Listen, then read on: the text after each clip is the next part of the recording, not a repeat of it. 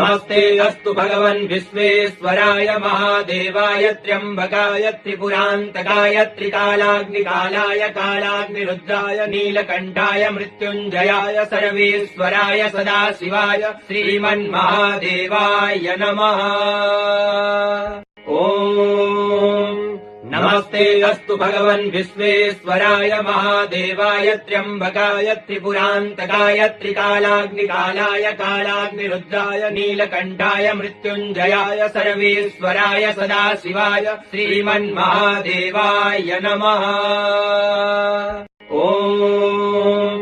नमस्ते अस्तु भगवन् विश्वेश्वराय महादेवाय त्र्यम्बकाय त्रिपुरान्तकाय त्रिकालाग्निकालाय कालाग्निरुद्राय नीलकण्ठाय मृत्युञ्जयाय सर्वेश्वराय सदाशिवाय श्रीमन्महादेवाय नमः।